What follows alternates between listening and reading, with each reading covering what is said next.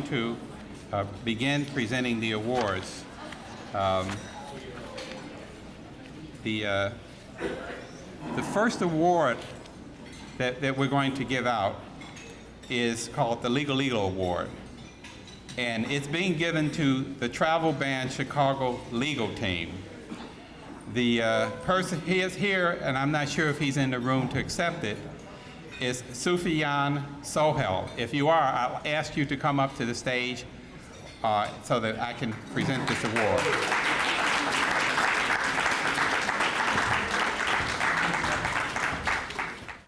I'm also inviting Jamie Friedland and Matt Pryor. I understand that they're here as well, and they're part of this group of lawyers who are heading up this team of lawyers. I'm going to read something very briefly about them, and then I'm going to give them 2 minutes, and they're going to be timed, okay, to make a statement in connection with the award. On January 27th, President Trump signed Executive Order 13769. Please, shh. What became known as the first iteration of the Muslim ban. That evening, thousands of protesters rushed to the airport to demonstrate in opposition to the ban. Hundreds of lawyers convened at O'Hare Airport Terminal 5 to provide support, legal guidance, and relief to travelers and their families.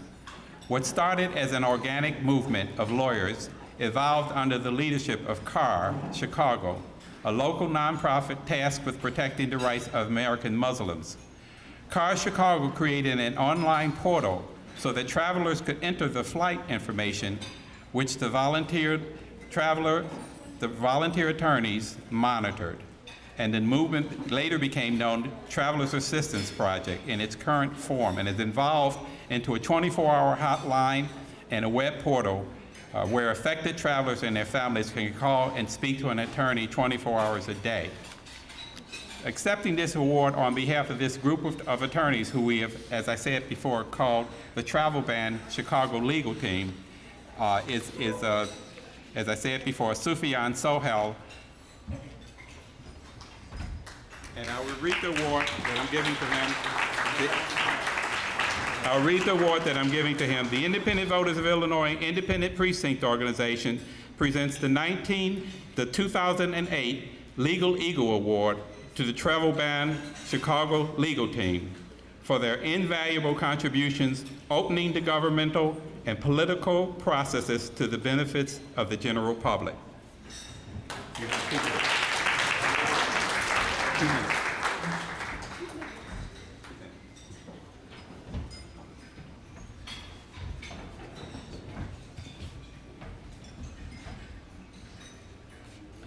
Thank you to the independent voters of Illinois for this incredible honor. Thank you to my fellow awardees, Matt Pryor, Jamie Freeland. Iman Bandoui was not able to join us, and all those who've led at the start of the initiative last January and who continue to support us in many ways, whether it be CARE Chicago, all of our partners and allies, all of our friends and families.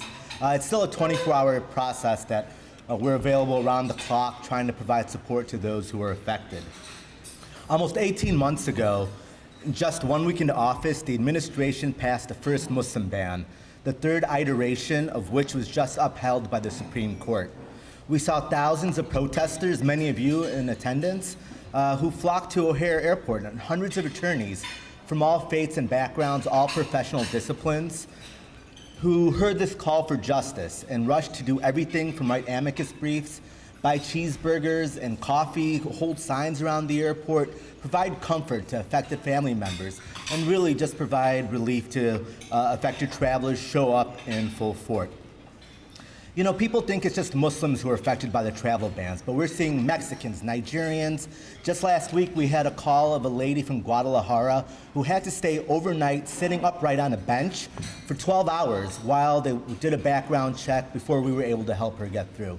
This is the reality of where we're living in. And not only are we seeing people stuck at the airports, but we're seeing children being separated from families at our borders. We're seeing a constant disregard of all these values that America holds dear to, and it's time for all of us to step up. And the 3 of us and all of our partners, we promise you all today that we continue our fight to protect the rights of those who are marginalized and those who feel like they don't belong here anymore.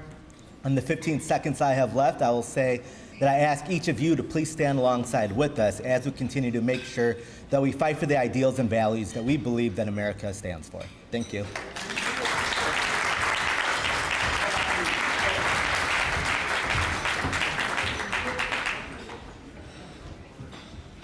Thank you. I'm sorry, but we have to move very quickly on this. The next award that I'd like to give out is going to be accepted, I believe, by his sister. The person the awardee is Luis Gutierrez. And the award that Luis Gutierrez is getting is the Leon Dupre Award, one of our most coveted awards that we give. And I don't know if she's here. Is his daughter here? Okay, I'm sorry.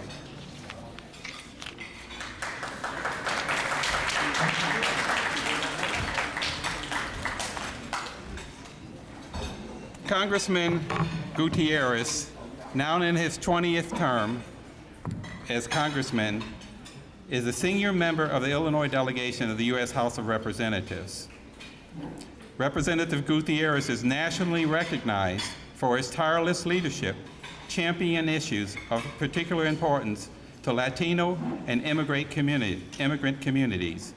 He has been at the center of every major legislative debate on immigration reform and immigration issues for more than a dozen years. He played an instrumental role in advocating for executive action by President Obama to provide deportation relief to certain long-term undocumented immigrants and their families who we've seen some information about more recently in the news. But beyond advocating for those initiatives, the congressman has worked in Chicago and around the country to work with immigrants to apply for these deportation protections, to keep their families together. And it was great honor that we were able to give this award to Congressman Gutierrez before he retires from the Congress. And the award that we're giving him reads, it's from the Independent Voters of Illinois, Independent Precinct Organization, and we present the 2018 Leon Dupre Award to Congressman Luis Gutierrez for standing in the tradition of independence, his dedication to constituent democracy, and leadership in progressive politics. And I'm giving this award to his daughter, and you have 2 minutes to speak if you wish. Thank you so much. Thank you so much for this beautiful award. My dad wanted to be here today, but he is off in Washington, D.C., voting and doing what the voters send him out to do in D.C. In our house, in the Gutierrez household, grassroots and progressive politics was always at the root of how we were raised. So much so that my name is Jessica Washington Gutierrez. That is my legal name on my birth certificate. And I know that the IVI-IPO supported our late, great Mayor Hale Washington, both in his runs for the U.S. House of Representatives and for his mayoral. And that is so deeply part and rooted into who we are at the Gutierrez house. So I proudly say that I am Jessica Washington Gutierrez. And it's so great to be here tonight because it's like being with family. I walked in and Representative Gable, the first thing she says to me is, I was on the phone with your father when you were being born. That was 29 years ago.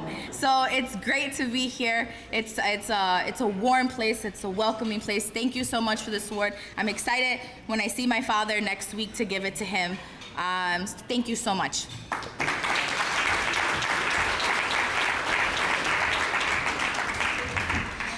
The next award we're giving out is to Roberta Lynch of the AFSCME Council 31. I'm not sure if there's someone here to represent her now.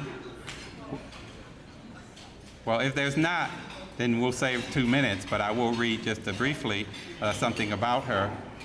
First of all, I'll mention what the award is for. The award is called the Barbara Mayoral Rudy Lozano Labor Award. Sorry that I cut that up. It's given to obviously a leader in the labor movement. Now her leadership is really stellar. Roberta Lynch became the executive director of AFSCME Council 31 in 2014.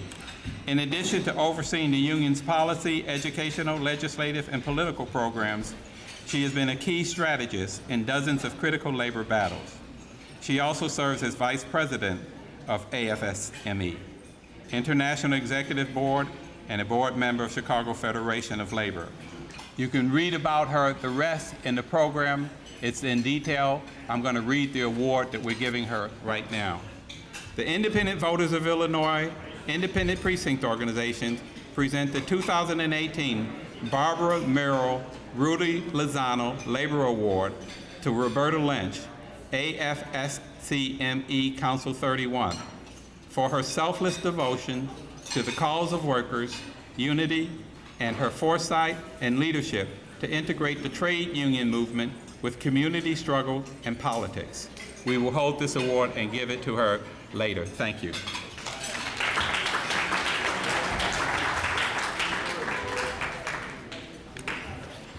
The next award I'm going to get is someone who's personally special to me, and his name is Mayoral Black. And he's about to in December, and I told him that I do not believe this is true. He claims that he's going to turn 100 years old, okay? You see how he's walking and everything. I asked him for his birth certificate, but so far he's been unable to verify that. In any event, we're giving him the Harold Washington Award, which is also one of our most coveted awards. Mayoral Black was born in Birmingham, Alabama, on December the 7th, 2018. And you can see how agile he is. I mean, 1918.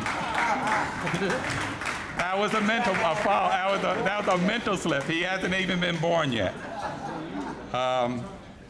His family became part of the Great Migration of African Americans from the Deep South settling in Chicago in 1919. And he has lived in the same South Side neighborhood since then. Tim Black is a nationally respected educator, political activist, community leader, and oral historian and philanthropist and philosopher. In the early 30s, he helped organize Don't Spend Money Where You Can't Work campaign. In the 40s, he was an active organizer of CORE, Congress on Racial Equality. And he heard about this guy named Martin Luther King in 1955. And he said, I think I'd like to help him. And when he came in, he decided to abandon his doctoral studies at University of Chicago to become an active participant in the civil rights movement. And then he went on to serve as the Chicago chair of the historic 1963 March on Washington. I could go on and on about this individual. He obviously has a long record, and we're short in time. I think I'd like I'm very pleased to give this award to Mayoral Black. My friend, I'm going to read the award first and then hand it to him, okay? The award says the Independent Voters of Illinois Independent Precinct Organization presents the 2018 Harold Washington Award to Mayoral D. Black for his lifelong work and dedication to bring diverse communities together towards a common goal. And he, again, will have 2 minutes to respond.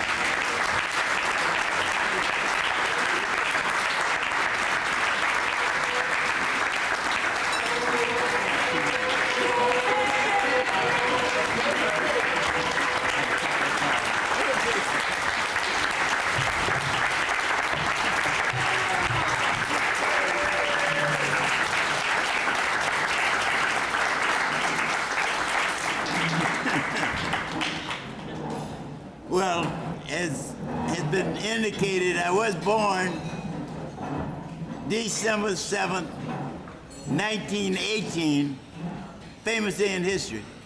And the story goes that, born in Birmingham, Alabama, the story goes that things were so bad in Birmingham at that time that I looked around, saw what was going on, and I said to my mama, shit, I'm leaving here. I brought my family to Chicago in August 1919, and have lived on the South Side since that time, and have really felt a responsibility to move ahead and help move ahead. And so I am deeply honored to have this plaque, this honor plaque, because I have been active with IVI early in its beginning and have seen the changes. Now I can say to all of you, a change is coming. What will you do with that to make that change what you want to be? And I can say that I've seen the changes, helped to make some of the changes, and I can say with assurance again, keep on going. I used to be your age. Keep on going. We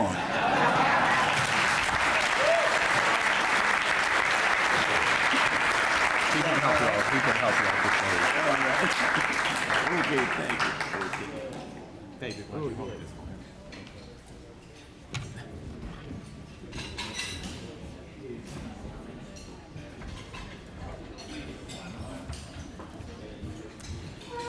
The final award that we're giving out is called the Young Leadership Award. And for this award, I'd like for Trayvon Bosley to step up.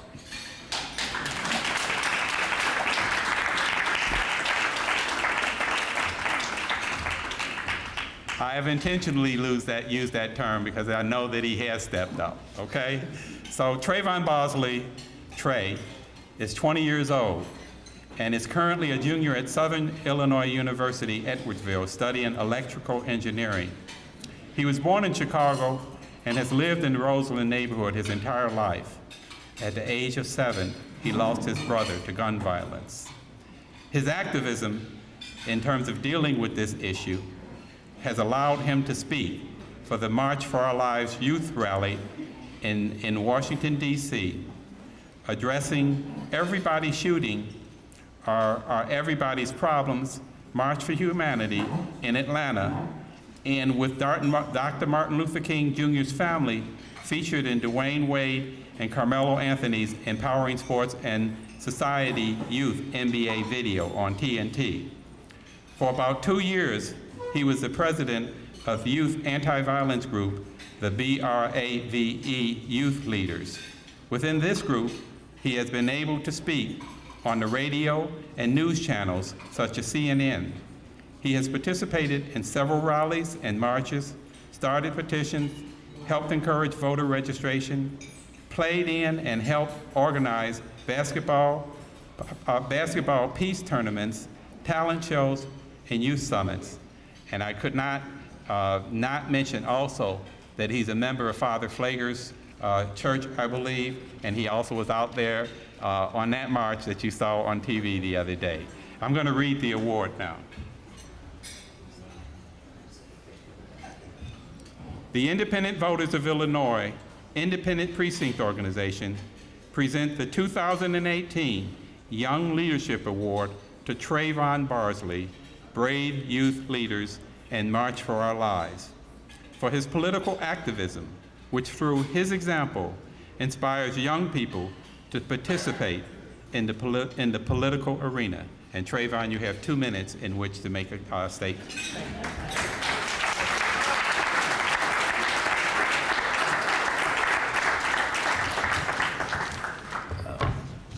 I'm trying to be quick. As it was stated, I got started when a few years after my brother Terrell Bosley, on April 4th, 2006, he was shot and killed while getting ready for band rehearsal at church. And a few years after that, I joined a group called the Brave Youth Leaders, which stands for Bold Resistance Against Violence Everywhere. We're just a group of youth from different communities around the city trying to create change, whether that's through mentoring, tutoring, petitions, voter registration, whatever it may be, we're just trying to create change. Through this group, I've been able to be on a CNN town hall and speak to President Obama, speak at the March for Our Lives, as well as I was one of the organizers for the March on the Dan Ryan Expressway, on top of other things. And one of the things that was posed, one of the questions that was always asked was, why March on the Expressway? What are you doing by March on the Expressway?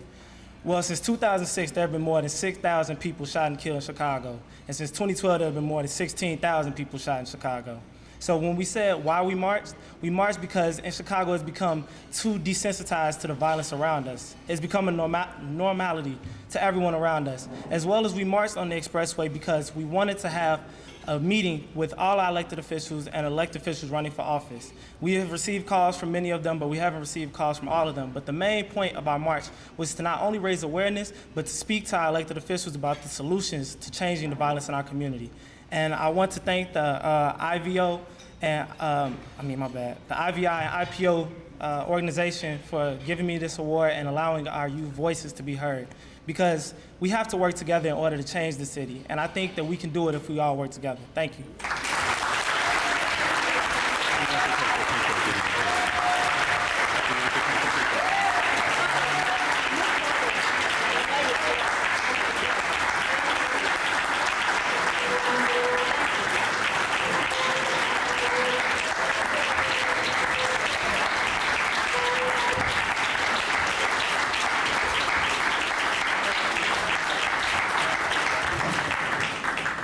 Now, we're giving 2 tributes out, and the first tribute is to Barbara Flynn Curry, and I'd ask her to come up, please. Barbara Flynn Curry. As I mentioned before, she is my state representative, and I think she's also one of my favorite representatives, and it's just unfortunate that she's no longer going to be in the state legislature, but I understand she has hopefully some other plans after that. Barbara Flynn Curry, State Representative of the 25th District, which includes parts of the communities of South Chicago, South Shore, Woodlawn Heights, Park, and Kenwood. She was first elected in 1978 and currently serves as the Majority Leader of the Illinois House. Representative Curry's legislative accomplishments include many things. I'm just going to highlight a few, including sponsorship of the first Freedom of Information Act and universal preschool. She's been honored by many other organizations, but we wish to honor her now because she's been a stalwart supporter of ours and also of independence and also progressive issues in the legislature, and she will be sorely missed. I would like to read the award. The Independent Voters of Illinois Independent Precinct Organization salutes Barbara Flynn Curry for her pursuit of social justice during her career as an elected official, and for support of the IVI, IPO over the years. Thank you. Thank you, And you will have, Thank you, Steve. and she has 2 minutes 2 minutes. Thank you, Steve. Thank you all. I would not be here had it not been for IVI IPO. You were stalwarts. You made it possible for me to spend 39 and a half years in the Illinois House of Representatives and counting. And I would say there is one silver lining to the election of Donald Trump as president, and that is your ranks are growing. Yours, the League of Women Voters, the ACLU, all the good guys are doing better just because we have that person in the White House. So thank you for all you stand for. You are always on the good side of the important social issues of the day. I'm grateful to you for your support for me. I'm grateful to you for all you do for all of us. Thank you very much.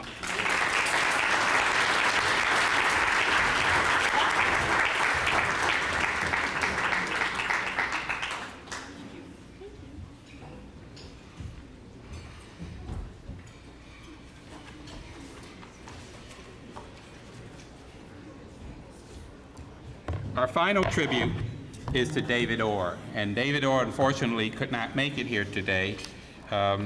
David Orr has been a public servant, and he's getting a tribute because for 4 decades He's been a public servant, a former alderman, passed many important bills in the city council, and of course, he's been the clerk for us for many, many years.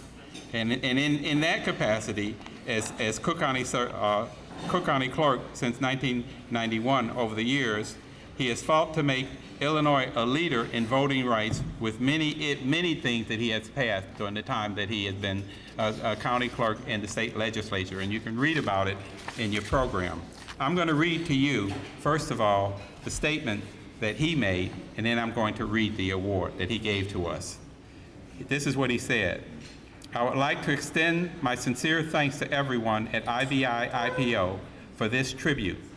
It has been said that in politics, if you don't have a seat at the table, you'll find yourself on the menu. And the IVI-IPO has made sure that Chicagoland area voters had a seat at the table for nearly 75 years.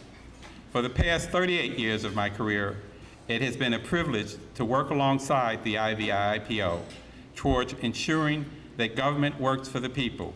Thank you again for this recognition. Sincerely, David Orr, Cook County Clerk. The award itself reads, the Independent Voters of Illinois Independent Precinct Organization salute David Orr for his pursuit of social justice during his career as an elected official and for support of the IVI-IPO over the years. We will give him this award later. Now, I have one other piece of business before we start the actual mayoral program, mayoral forum. I'd like, as we get these tables gathered and get them set up for the mayoral forum, I'd like all the awardees to come up as a group so we can take a group picture together. In fact, I am going to come down because of my great friend. He's saying that we need to ask Timmy Black to come up one more time, if you don't mind.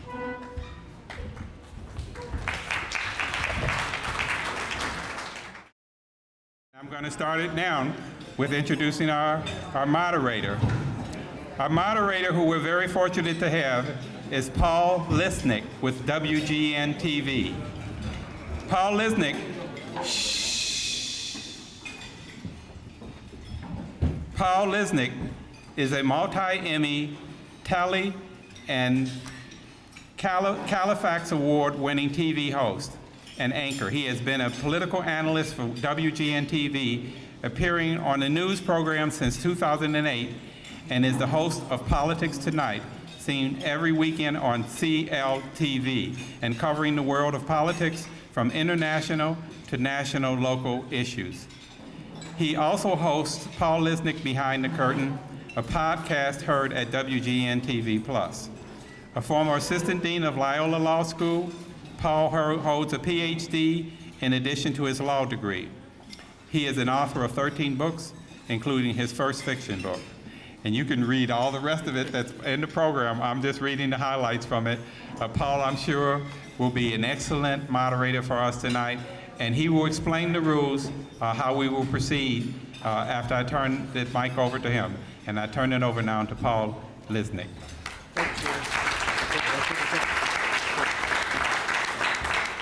All right, good evening, everybody, and welcome to the Mayoral Forum, IVI-IPO. This will be a very fun and interesting evening. We have timed it so that you would get your dinner and we would watch you eat. None of the candidates are hungry, are you? All right. Well, you got your salads. Right, hungry for change, Laurie says. All right, so let me just set out the rules, both for you and so our candidates hear them. There are some logistical issues we've just got to deal with just because of the nature of how this is getting recorded and for broadcast and that kind of thing. So what we're going to do is as follows. We're going to begin, each candidate will come to the lectern. That if it looks cumbersome, I'm sorry, but this is where the TV cameras and microphones are. So they'll each come up here. They'll each have 60 seconds to introduce themselves to you. You probably know who they are anyway, but we'll give them 60 seconds. We do have a timekeeper. There she is, and she can be quite mean. I have seen her pull people off the stage when she needs to, so she's going to hold up. She's going to hold up named time cards at 60 seconds, at 30, at 15, and the last one says stop. All right? So that'll be very simple, but there's your timekeeper. Keep an eye on her. If you do go beyond that, I'm going to kind of stand up next to you and give you the message that it is time to sit down.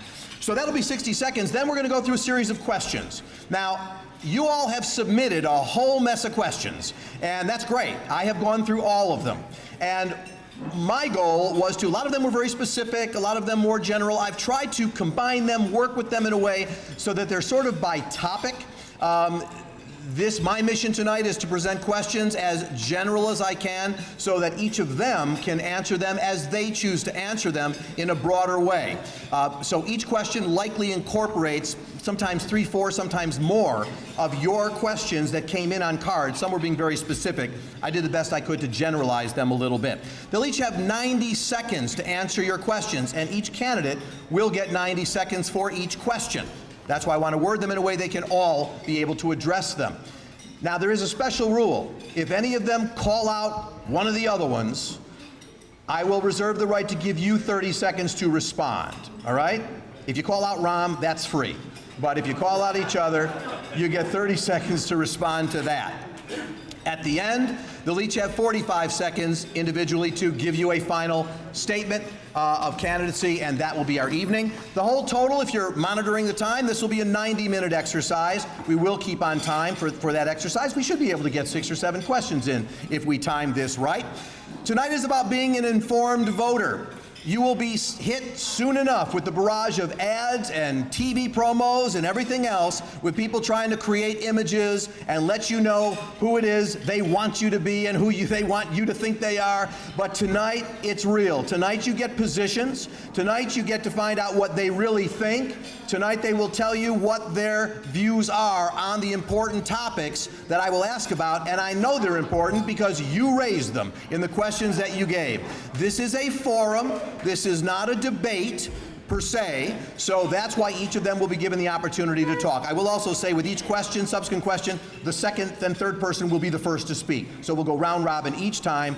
Dorothy will answer the first one, and then Jamal will just work our way around with each question. You'll figure it out as we get there. Okay, with that being said, they're going to introduce themselves to you. I'm simply going to give you a statement of context for who they are.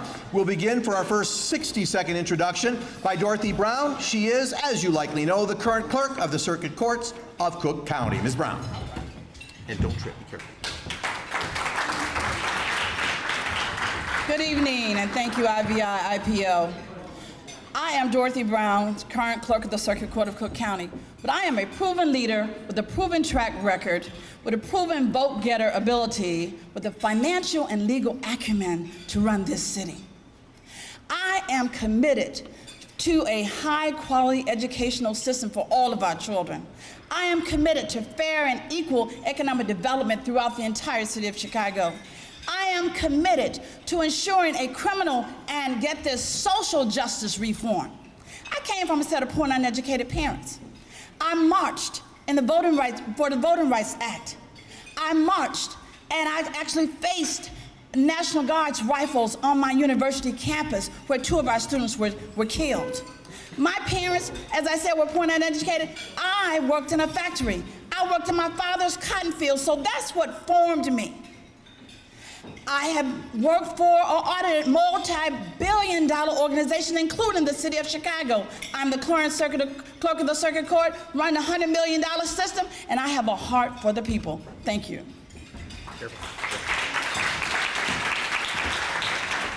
Thank you. I should warn all the candidates, there are some cords up here. I am a lawyer, but if something happens, just see me after the program. All right, next up, Jamal Green. He's a community activist, a very active one at that. Jamal.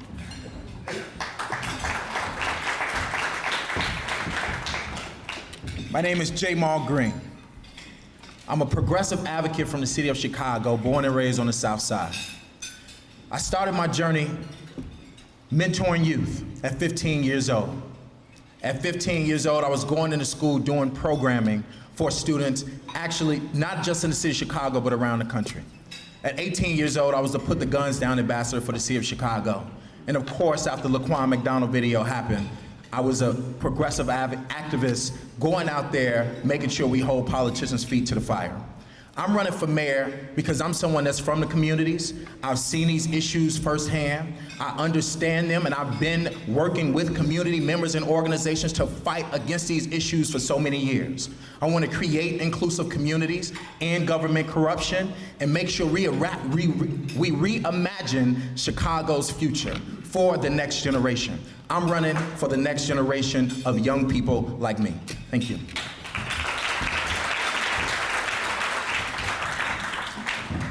Next up, Troy LaRaviere. He's the president of the Chicago Principals and Administrators Association. Troy.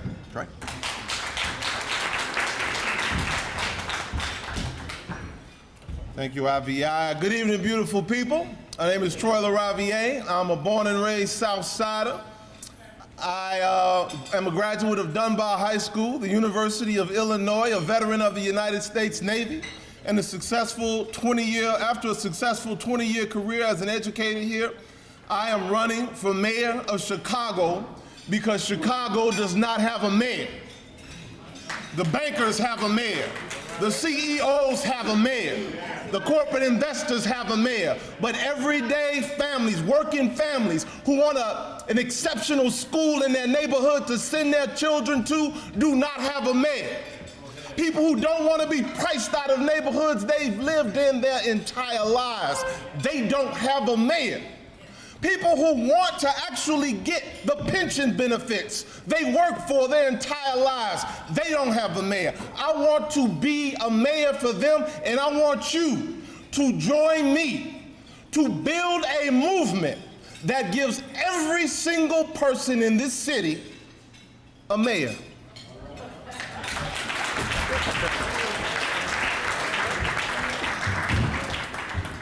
All right, next is Lori Lightfoot, former chair of the Police Accountability Task Force and president of the Chicago Police Boards. Lightfoot. Good evening, IVI, IPO. It's a pleasure to be in the presence of people who have been toiling in the vineyards of progressive politics for such a long time. I am running for mayor because I believe that equity and inclusion should be our North Stars, that they should be at the center of our policies, that we cannot afford to continue to leave individuals and families and neighborhoods behind. You all know the statistics. The gap between the haves and the have-nots continues to grow. We need a mayor who listens, who hears, who has empathy, and who understands that if we are stronger together, we must have a comprehensive plan for uplifting neighborhoods. I look forward to the conversation that we can get into the specifics, but I'm going to borrow from the words of the incomparable Tim Black. Change is coming. In 2019, I asked for your vote as mayor so we can move forward together to tackle the tough challenges because it is the right thing to do for our city. Thank you.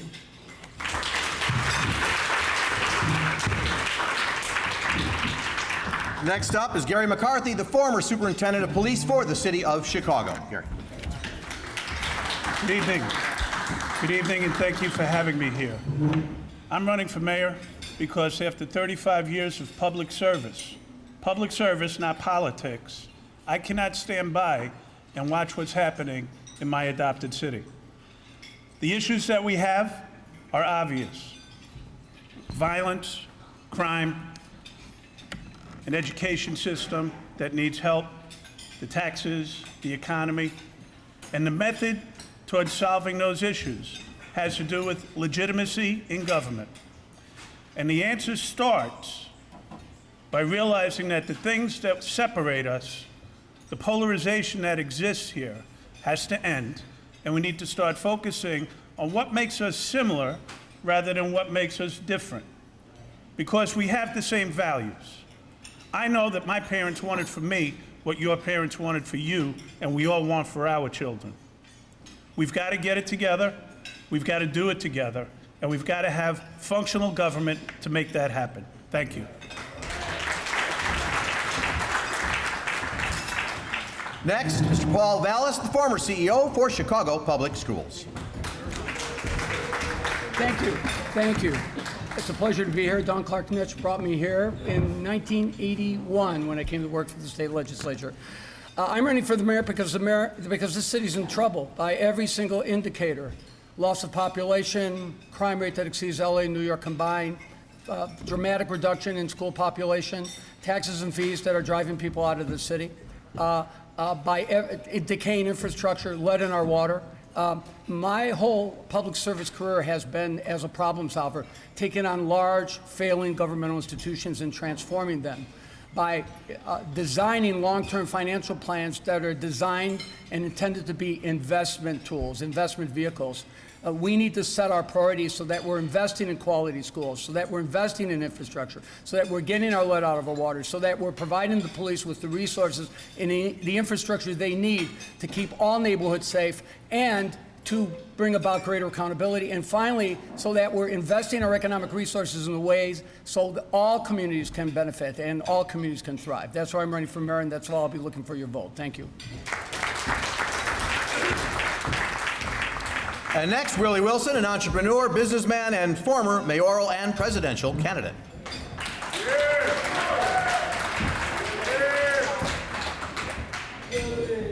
I want to say hello to everybody. I'm Willie Wilson. I am I'm a sharecropper from down a place called Gilbert, Louisiana, where we chop cotton and pick cotton. And I ran away from home at age 13. I finished the 7th grade education in school.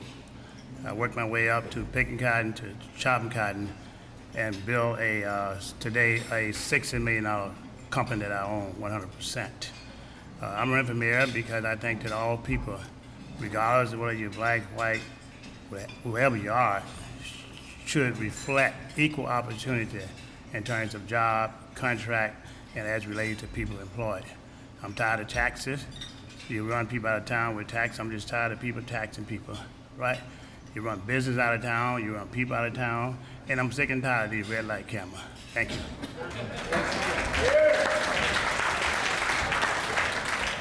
All right, now we begin with the round of questions. And to make this a little less cumbersome, I'll ask the question. Ms. Brown will be the first to respond, and then each of you just come on up after her in order. And I will next return up here with the second question, and then Jamal, you'll be up for that one, okay? So we'll start that way. And finally, once again, our timekeeper's over here, so do watch her. The 90-second response time for this one. Your first cue will be 60 seconds. If you do hit the stop and don't notice it, I'm going to stand next to you, all right? That's my way of saying that's it. All right. Not surprising, a lot of cards were submitted to me that deal with the issue of police accountability and community trust. The violence in this city making national headlines more so than I think anybody would like it to be, but it does. Questions as to whether the answer is along the lines of a new training center, or are there other ways to build trust between the communities, the black, the Hispanic, other minority communities, and the police force, as an overall question about police accountability and the redevelopment or reinstitution of trust. I pose that as your question. Ms. Brown.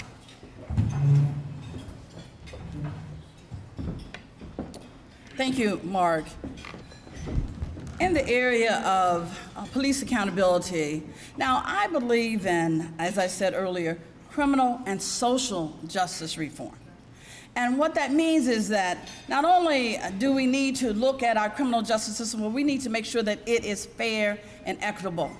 And I want to look at the criminal justice system as a whole, the police, as well as the Cook County court system. And I want to make sure that we're reforming it in its entirety. Now, as far as the $95 million training facility, I believe that the United States Justice Department gave us the roadmap for what needs to be done with the Chicago Police Department. Yes, there needs to be training. They need to understand use of force, as we saw on 71st Street on last week. Use of force is questionable there. There needs to be training for the supervisors. I am a member of the Illinois Law Enforcement Training Board that actually handles training for the entire police, all the police in the entire state of Illinois.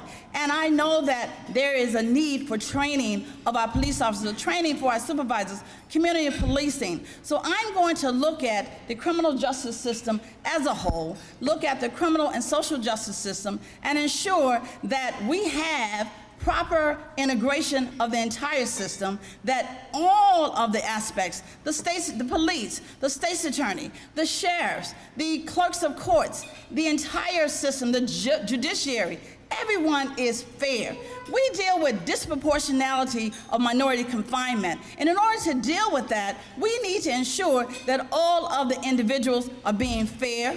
Implicit bias is a major issue in our system, and right in the clerk of the court, I'm training my employees from an implicit bias standpoint. So that's where I am for that general question about criminal justice reform. Thank you.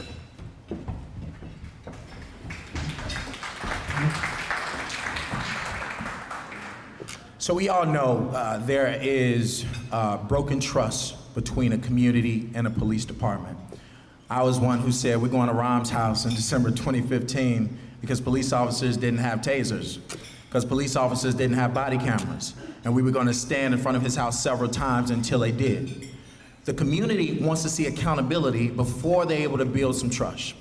So I presented an idea, first campaign in the country, to have police officers carry insurance policies so that insurance companies will be able to assess the liability on police officers and be able to drop them from their policies if they're bad apples. And if they're dropped from their policies, then they won't be on the streets of Chicago, which saves us $1 billion that we're spending in police misconduct over 10 years, and even more in the interest that we're taking out on bonds. So we need accountability, that's one piece, and officers coming out of the academy, they should do a certain amount of community service hours in the district that they're about to start patrolling, so that they can meet the stakeholders and the people in that community and get to know that community. The community will be open to having trust once the police have accountability, and they can see that if a police officer does wrong on camera, just as Jason Van Dyke did, then they know, and they know that he will be held accountable and they will get justice. That is when the communities will say, we want to build trust with the police department. But it got to start with accountability, and Jason Van Dyke needs to be in jail for the rest of his life. Thank you.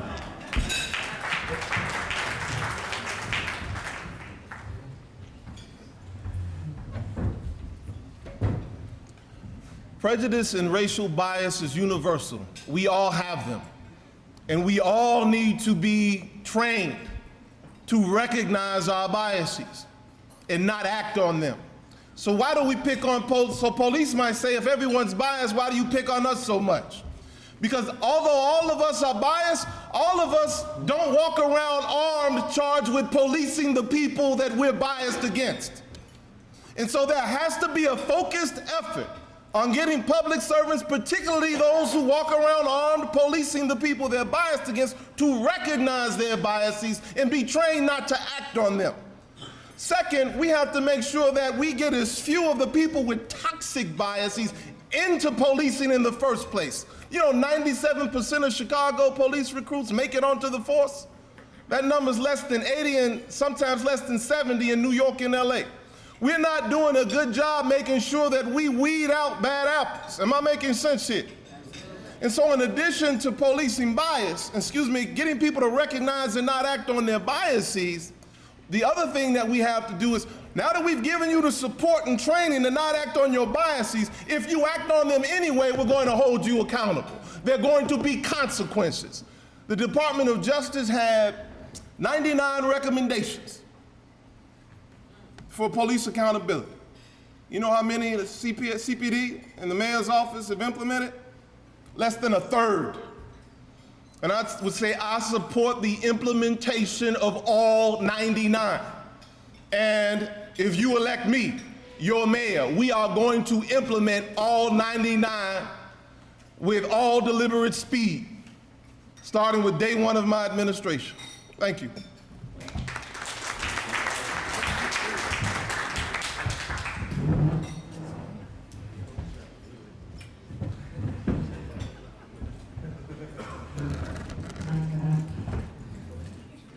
When I think about the issue of police accountability and community trust, I think about those children in the most crime-distressed neighborhoods who grow up at their earliest ages with fear as the primary organizing principle of their life. When we have children in the city who grow up knowing duck and cover before they learn their ABCs or their colors, whose families are afraid to let them out of their house for fear of the violence that will grip them. And then we think about what happened on Saturday evening at 71st and Chappelle, and we know we have a long way to go. Many of you know that I led the Police Accountability Task Force, and we dove into the deepest, most difficult issues related to policing in the city. We came up with a report on April 13th of 2016, in which we laid out in bare relief the findings and a series of recommendations that have yet to be implemented. Simply put, we must get to a place in this city in policing where officers understand that respectful constitutional engagement with the communities that they have been sworn to serve and protect is as valuable a tool as their gun and their badge. We live in a segregated city, we recruit from those segregated neighborhoods, and we must have a police department that recognizes that deals with the conscious and unconscious biases that all of us have, but with police officers can lead to deadly consequences. The roadmap is there, both in the PATF report, both in the Department of Justice, examples from across the country. But we need a mayor who is not afraid to take on the unions and do the right thing because it's the right thing to do. That's the kind of mayor that I will be.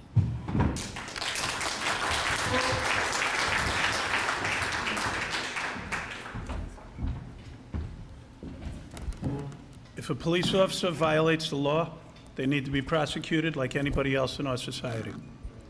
If a police officer violates policy, they need to be disciplined or retrained so they don't do it again.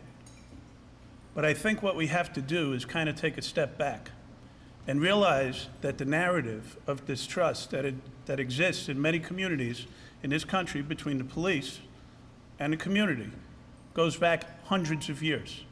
And it's a well-earned narrative, because in the African American community, it started with slavery, to black codes, to segregation and Jim Crow. Those were laws, racist laws, that were enforced by the white policeman. That narrative goes back 100, 200, 300, 400 years.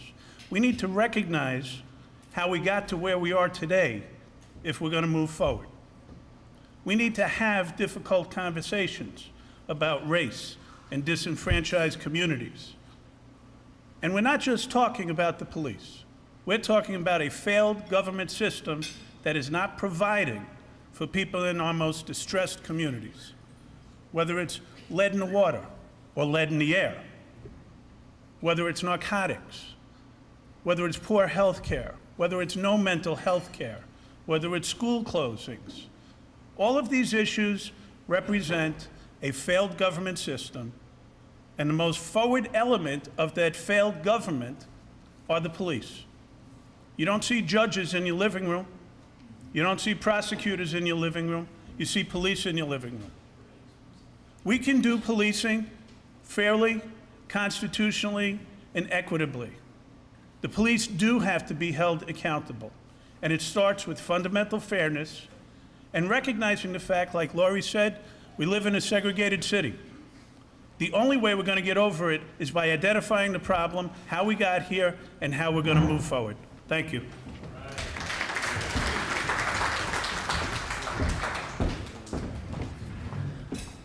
You know, when I was superintendent of Chicago Public Schools, I raised money to pay for 140 funerals, and I attended every one, and I just didn't make cameo appearances.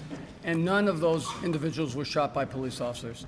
The bottom line is there's carnage in our communities, and when I go to the communities and I visit with the communities, the first thing they ask me is, we don't have enough police officers, we don't have enough police support, why is our communities at a disadvantage?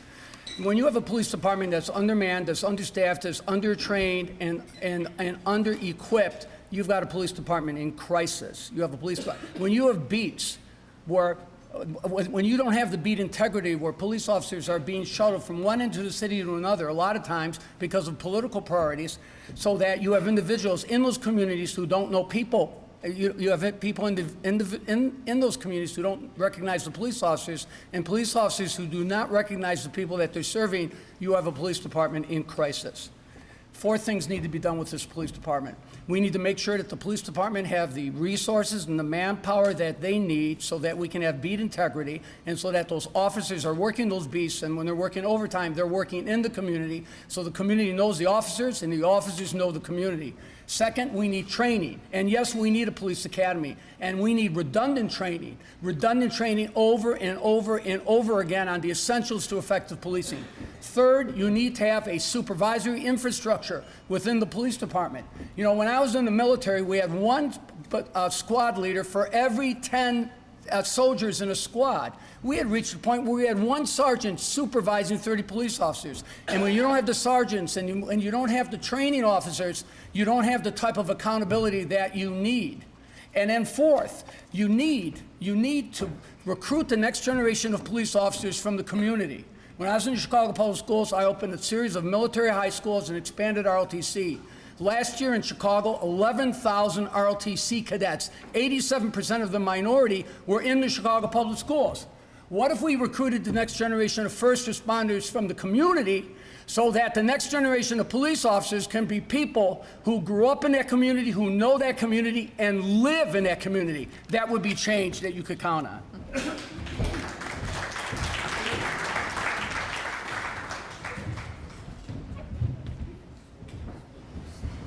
My take is a little bit different. What I would do with the police department is put the right politician in office to make sure we set the policy right. Most of those rules for the police have been written by white males, not African American male or female. They didn't have anything to do with it. It doesn't reflect in the ranks of the whole population of the police department. It doesn't reflect in the rank of Chicago. African American kids in jail, I must have spent about $600,000-$700,000 of my own money this year getting them out of jail and getting a bill passed. There would be no peace in no community as long as people are being treated unfairly and unequally. We got to take a look at that part of it. Whether you're white, black, Latina, Asian American, regardless of who you are, eventually to get to your community. I don't think you can train people that write a prescription doesn't reflect the whole population. I call it economic racist when policies are written the wrong way and keep a certain portion of people out. Unless you can mix everybody in together, things just doesn't work right. Instead of putting a new police training center, why don't you take those dollars and put them into jobs and contracts in those communities where people cannot make a living, where they got to starve to death and get drugs and things of that nature. Why don't you put jobs? Why don't you be fair? The tax structure. If you're gonna put taxes there, look, if we spend 27% of the taxes in Chicago, that should represent 27% of African American, Latina, and white. But be fair about the whole thing. When you're talking fair, then you're talking everything falls in place. And I'm gonna tell you a plain fact. I'm running for mayor to help the city. I don't care about a paycheck. I get a paycheck my own, sir. I'm running to help the city.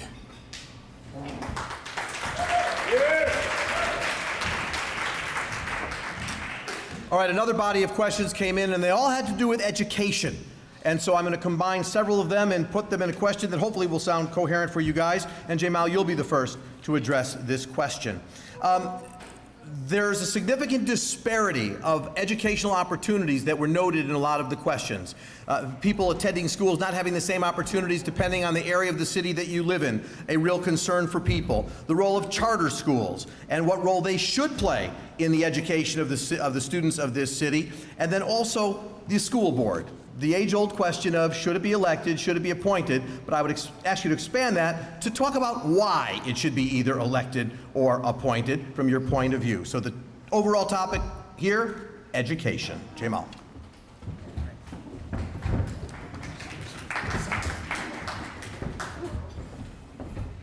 These chairs gonna kill us. So, on the last thing, actually, I am definitely for an elected school board. I think that is the change that we need in this state, in this city. It's been implemented across this country and all downstate. We need an elected school board that is not beholden to the mayor's office, that actually represent communities all over the city of Chicago. Number two is we need schools in Inglewood to be just as good as schools in Ravenswood. And what that means is we need the proper leadership to make sure that's a priority. We shouldn't have schools where 40 kids a classroom that don't learn the same. We shouldn't have schools with the lack of clinical staff members in these schools where kids come out of the household and they don't have mental health treatment because our mayor shut down all of the clinics. They're not getting it in the school. We shouldn't have this long school day where we don't even have resources to fill that long school day. We need to make sure that schools have the proper resources and the proper funding to make sure that they have the leadership to progress. And the second question, real quick, I'm sorry. Oh, well, equal opportunities charter schools. Okay. I am not for the privatization of our schools. We need to build up our neighborhood schools. Those are important in our community, and it's going to start there. Making sure that kids, when they come out of a broken household, that they have a school where they can actually get the proper education, where they can get the proper mental health care, we can have clinical staff members, where they can have after-school programs with arts, which our mayor don't believe in. We need kids to express themselves, and that's what is needed around the city of Chicago, no matter what neighborhood you're in.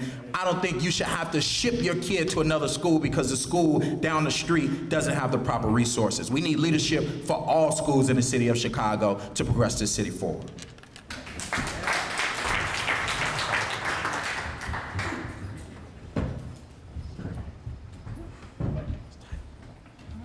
So in terms of disparities, I don't compare one Chicago public school to another. I compare our schools to what Rahm's kids get at the lab school, where they have the Gordon Parks Media Center, where kids take documentary film production in the 4th and 5th grade, where every one of them gets a foreign language from 3rd through 8th grade, where they take drama, where they take theater, where they take civics class, where they have a class on world cuisines.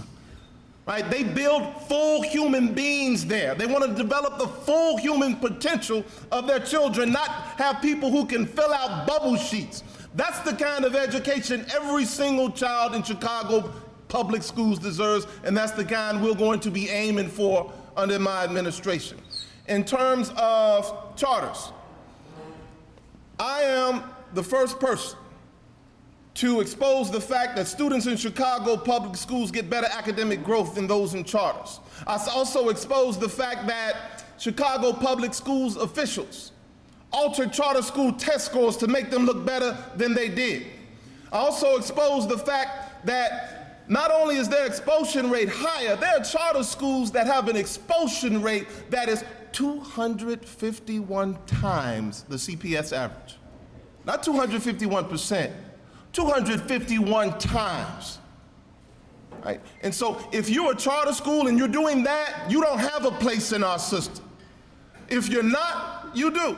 And in terms of an elected school board, I want an elected, representative, competent school board. And the legislation that's there now creates elected, but doesn't do much toward the representative incompetence. And so to make sure that it's representative, I think we should have criteria like we have for LSCs, where you have to be a parent to run. Right? So imagine if in the state legislation you had to be a parent within a neighborhood attendance area. That increases the likelihood of representation. And I also think we have to have campaign finance reform to go along with the elected school board to make sure everyday people have the kind of money they need to get elected and therefore create representation. Thank you.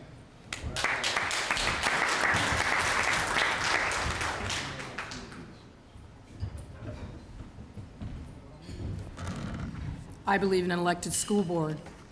My mother was on an elected school board in the town that I grew up in, Ohio. I believe in an elected school board because I saw from her experience as the only black person in that elected school board, the incredible advocacy and representation that she brought to our community. People called in the morning, called in the middle of the day, at night, stopped us in the grocery store, to make sure that their kids were being fairly represented and educated and disciplined. And the value that having a parent who cared and was an advocate is immeasurable. So I agree with Troy.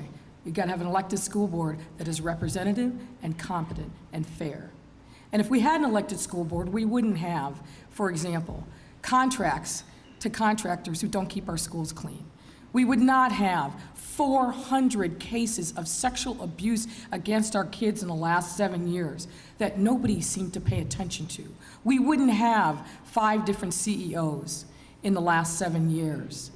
And we would have neighborhood schools. Neighborhood schools are critically important because, as we all know, they're not just houses of learning, they are places of community assets.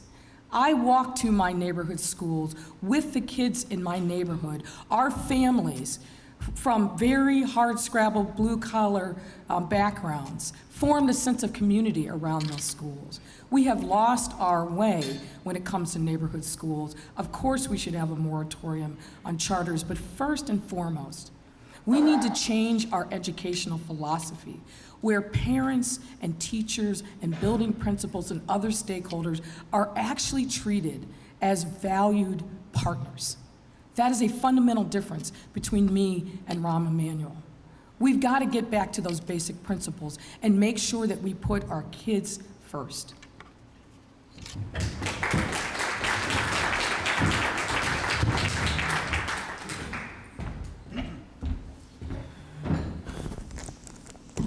First, I believe in a partially elected school board. And the reason why I say that is because accountability without authority equals failure. And you're going to hear me talk about that a lot over the next few months. If I'm accountable for what's happening in the schools, I want a voice on that school board. But by the same token, I think that the community needs a voice on that school board to implement what it is that they want all at the same time. I believe that teachers want to teach and children want to learn. But I also know that what happens outside the school affects what happens inside the school. And we not only have to return social services into our communities, in our most distressed communities, we need to put them right into the schools and make our schools a community hub. So it's a neighborhood community school all at the same time. Because it has to be two-tiered.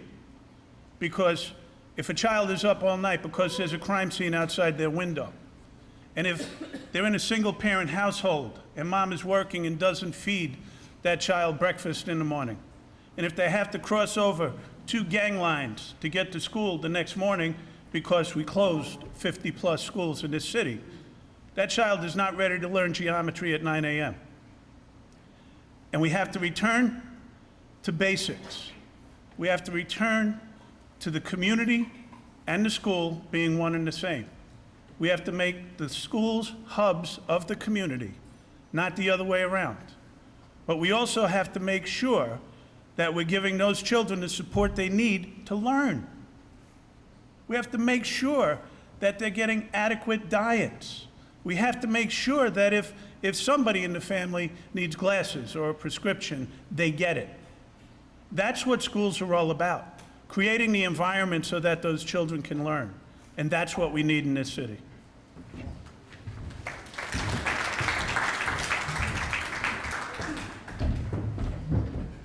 What in the heck happened to our schools? In 2001, we had only 15 charters, cash reserves of over $1 billion, 78 new school buildings, $1.78 billion in school construction to minority workers, and we had no schools that had been closed, and we had some of the biggest increases in test scores in the country, and presidents were referring to us as a model for the nation. What in the heck happened? I'll tell you what happened. The schools became part of the political agenda, and every decision that has been made about those schools has been about politics. You know, I can only talk about what I did and what I will do again, because somewhere down the line, the city of Chicago and the leadership realized that the schools were that fatted calf, and they've been slaughtering it ever since. At the end of the day, look, we need to bring long-term stability to our schools, and my approach is to magnetize all the neighborhood schools. When I was at CPS, I put magnet programs in neighborhood schools, the IB programs, the military academy programs, the advanced math science academy programs, the world language academy programs, so that the students had high-quality schools in their own neighborhoods. When I was in the Chicago Public Schools, I did the Cradle to the Classroom program, recognizing that 70% of the brain development occurs during the prenatal to 3-year-old phase, 2,500 pregnant teens a year. In 2004, they got rid of that program because they said that those parents, working parents, and some parents on public assistance, well, they were just like, patronage workers. And what did they know about educating kids? Did you know that those children, when they reached 3rd grade, had no learning gap and 90% of the mothers graduated from high school, and that there was a 1% repeat pregnancy rate? The bottom line is we've got to return to a school system where the schools are the center of the community, where you have quality education, where you have school-based magnet programs, where you have prenatal to the classroom, where you have comprehensive social service support, where you have healthcare clinics, where your schools are open to 8 o'clock every night and the children are provided 3 meals a day. Those were things that were once done, and those are things that need to be done again. Thank you.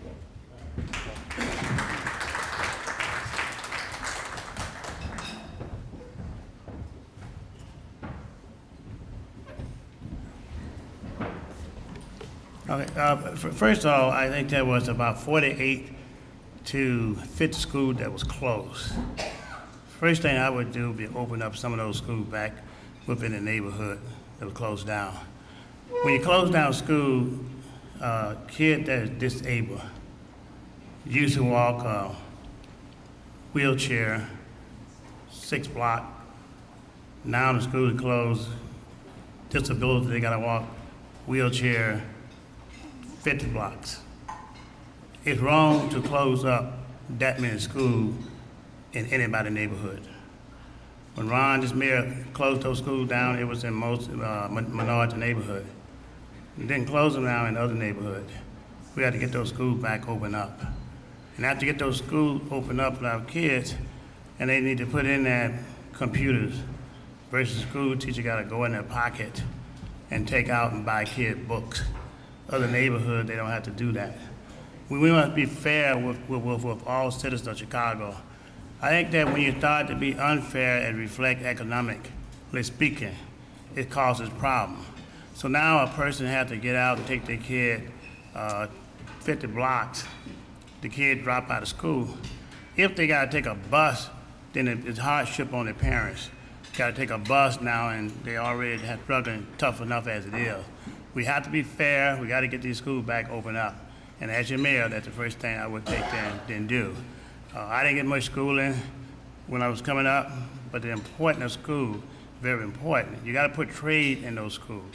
That a kid get out of school, they can get a trade. Education ain't for everybody, but a good trade would help that. And I think we gotta make the difference in that. We gotta think like a human being, that is out there, that struggles in the neighborhood, in the trenches. That's what we gotta get back focused on the real thing. And that's why I'm running for the mayor of the city of Chicago.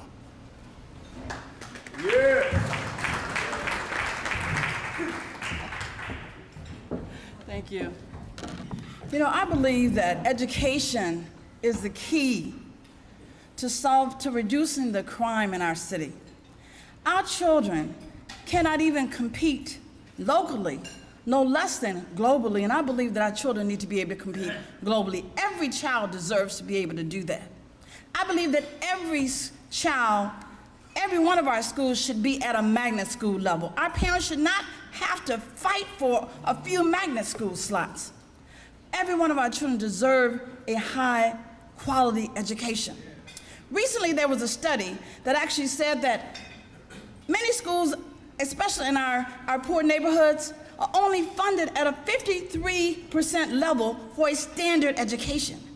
And there are other schools that are funded at a 228% level for a standard education. Now that is a gross disparity. The evidence-based Education Funding Review Panel that was actually created by the state legislature recently is reviewing that, and I would work very closely with them to help to make sure that we're stabilizing the funding of our school system. That is the key. We need to make sure that our teachers are being properly paid and that their pension is stabilized, because they are actually training our most valuable resources. Pre-K, every child deserves a pre-K. Pre-K has gone down 18% under the current administration. Every school deserves to be clean. Children deserve to go to school in a clean school. We need vocational education put back in our schools so that if children don't qualify for college or don't want to go to college, they are able to get jobs. But they need to be trained for the jobs that are actually out there. Right now, 70% of our children that are graduating are not even college ready.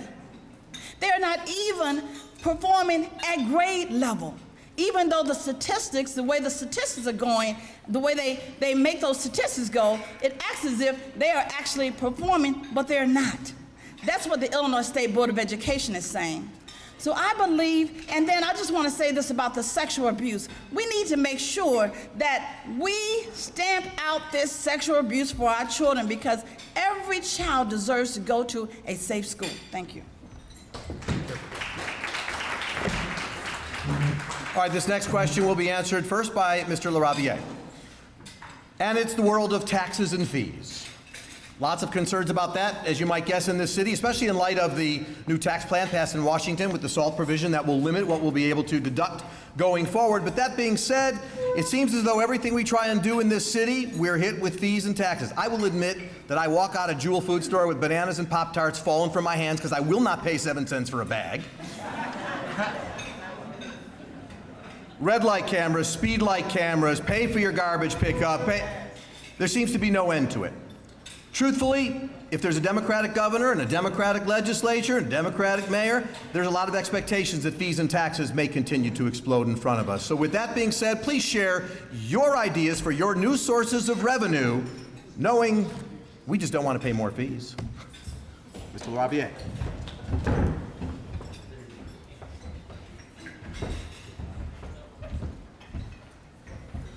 Before talking about sources of revenue, the first thing that we have to address is the corruption tax. It's the tax that we pay. Dick Simpson, University of Illinois professor, estimates that we pay, and it's a conservative estimate, that we pay $500 million for corruption every single year. And it's conservative, because I can think of things that Rahm have done that are over $1 billion in terms of the loans that his campaign donors gave to the city or lent the city, that we have to pay back over $1 billion in interest that, for example, or coincidentally won't be due until after the election. And so we have to have rules that prevent people who want to do business from the city from donating to the campaigns of people who are going to be over the purse strings of the city. We have to have people who are campaigning who refuse to take corporate money. And you're looking at one of them. I used to be a principal in Lakeview, one of the wealthiest neighborhoods in the city. And I remember talking to one of the parents who's in the finance industry, and he told me, I wouldn't mind paying higher taxes to support the school, but I don't want my money going towards some corrupt contract, and I know that's what's going to happen. So before we talk about revenue, we have to get rid of the corruption tax. And when we get to the revenue conversation, the answer is pretty simple. Tax the rich. There are many iterations of that out there. The LaSalle Street tax, the progressive income tax, you name it. But at the end of the day, people have to be ready to say it. Tax the rich. Thank you.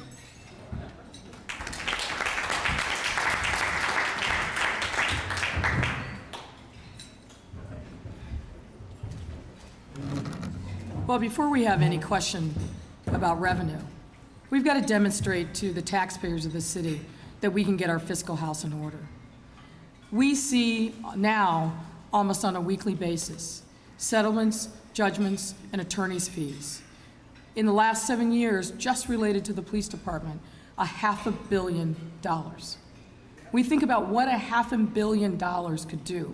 And it's really not $500 million because we go out into the bond market and we borrow with our junk bond status. And if we do not reconstruct that debt, we're going to pay back double or triple over time.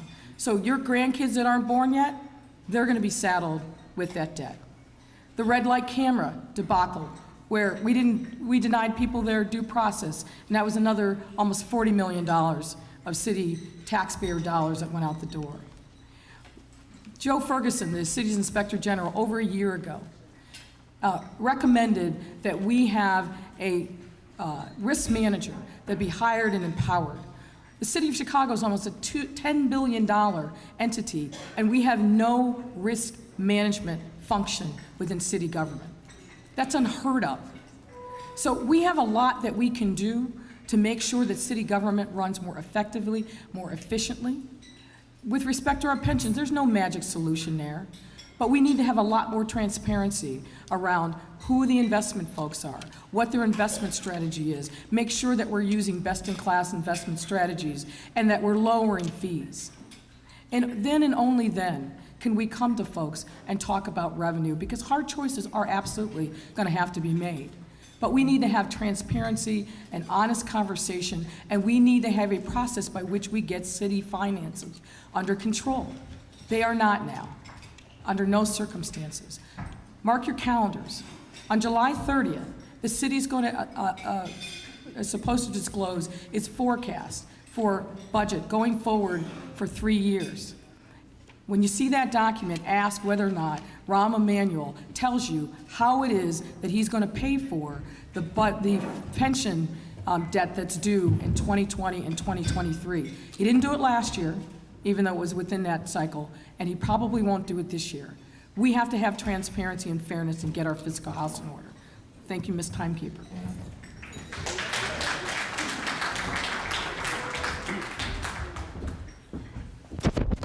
The issues that face this city are inexorably intertwined.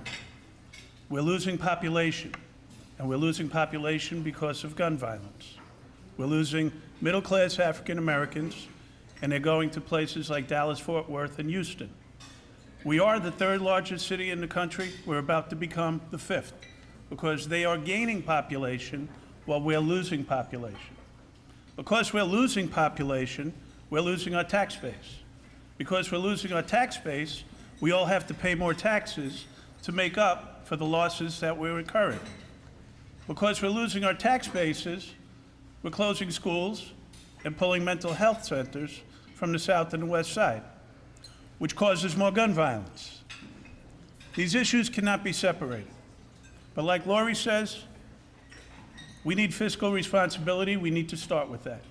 And that's why I do not support the construction of a $95 million police academy, which we all know is going to cost probably $180 million. Of course, we never do anything on time or on budget. And that's an accepted practice, which is unacceptable. We've got a $62 million flyover that was budgeted for $30 million. We've already spent 62. Guess what, ladies and gentlemen? That just saved us $242 million. We need fiscal responsibility. We have to stop spending our money politically so we could point to nice, shiny objects to garner political support. We need to bring back the trade schools, and we need to give small businesses tax breaks to go to the neighborhoods to create a market for those jobs for those young men and women. And we need to stop giving major corporations enormous tax breaks to get them to come to this city and give nothing back, because those jobs are not going to the people who need them in our neighborhoods. They're going to people from outside the city. I have to stop. I could keep going. Thank you very much.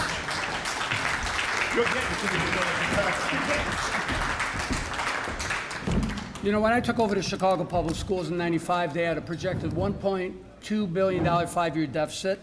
When I left the Chicago Public Schools in 2001, they had over $1 billion in cash reserves, and we never increased our property taxes beyond the cap. They also had 30,000 more students. Now, how did that happen? It happened because our approach was to design a long-term financial plan that was an investment plan. We realized that if we grew the district and our enrollment grew, we would generate additional income. And there's nothing that the Republicans could do in either house, because they controlled both houses at one time, to keep us from getting more money if our attendance grew. That's what happened. We are doing just the opposite in this city. Our failure to deal with the issues of crime, our failure to deal with the issues of our infrastructure, our failure to focus economic development efforts on areas of the city that have not escaped the last recession. Indeed, on the west side, some areas haven't recovered from the 1968 riots. Our failure to stabilize our schools and to expand educational opportunities and quality opportunities, all those things are serving as a drag on our city. Our tendency to impose the most regressive tax and fees imaginable. 10,000 bankruptcies, 80% of them in the African American wards. 21,000 licenses suspended. How can people go to work if their licenses are suspended? You know, it's like you break their thumbs so they can't go to work. So if this city had simply grown at the national level in terms of population, if we had grown at the national level in terms of our property values, which are 70% lower than they were than they were prior to the 2008 recession, we would be generating $600 million more income today. So my strategy is going to be, what I'm going to do is I'm going to actually present my own budget. I'm going to present my own financial plan about the time that the mayor presents his financial plan. Because my strategy is to develop a long-term financial plan that is progressive in terms of the types of taxes and fees that people have to pay, but is a document that invests in the community. Because the only way we get out of this problem is by growing. And nothing that this mayor has done is growing the city.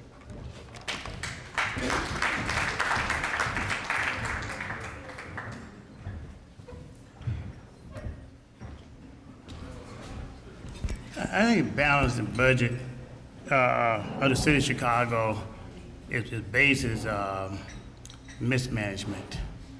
I like to think the dollars are there. Mismanagement.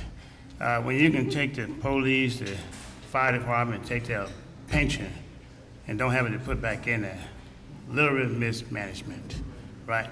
In less than 3 years ago, I lost probably $7 to $8 million in my business because of China lowered the prices.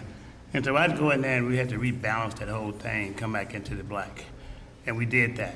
This mayor you got today, he figured that if he can, only way he can balance a budget is raise taxes on people. People don't need taxes raises on them, all right? You need fiscal management of the whole thing. People today go to Gary, Indiana and buy their gasoline, their grocery, your eggs and things of that nature. If you continue to take and raise them taxes, you just continue to run more people out of the city. We got somebody in there that can really take and manage that budget and understand it. He doesn't have it. I'm gonna tell you right now, the mayor don't have it. And I said it before, he has a mental problem, all right? Tax 8 times, that's a mental problem, okay? So we need to get him out of there, okay? Close down 12 mental health institutes, all right? Need to open one up there for him to be in there because he got a serious problem, all right?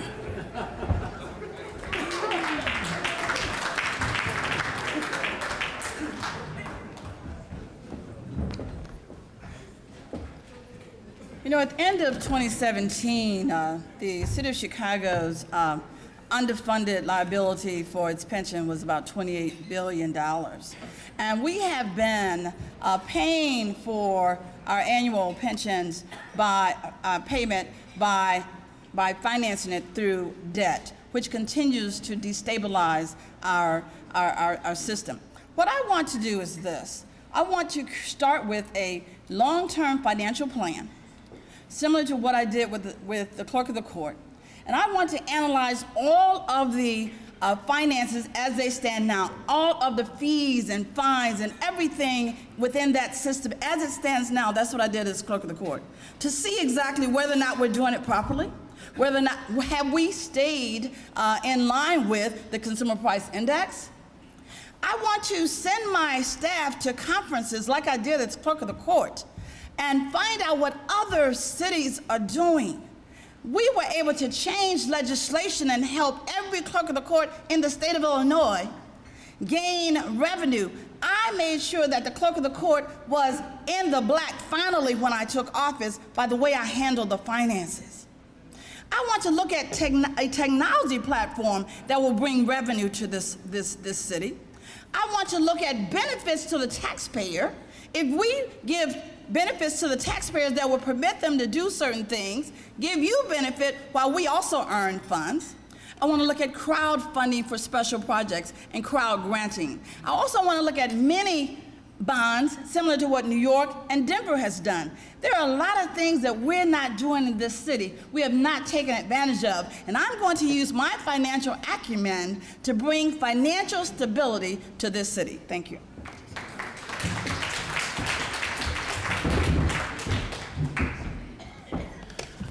Let me hear everybody say, the city is not broke. Say, the city is not broke.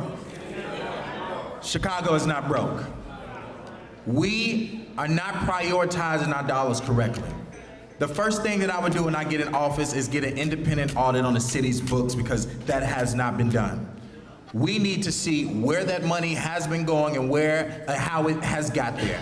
Another thing we need to talk about is this TIF funds that was started with good intentions, but now it's Rahm Emanuel slush fund. Freezing property taxes in areas and then raising property taxes to fill that gap when it's supposed to be for blighted communities. So we need to talk about either we're gonna de-TIF and re-TIF, or we're gonna come up with a new financial tool that I think should be linked development, where every penny's on the dollar we're spending in neighborhoods that get development should go to a fund to fund communities that don't get that investment. I also talked about insurance on police, which would save us billions of dollars over time. We need to make sure that we're saving revenue, but we're also holding police officers accountable. And we gotta start talking about progressive sources of revenue. We need to decriminalize cannabis to the lowest priority in the city and work to legalize it in the state. We need a progressive revenue stream in the state of Illinois to go to our schools. And we gotta end red light cameras, and I'm definitely for a LaSalle Street tax. And like Troy said, we gotta end corruption.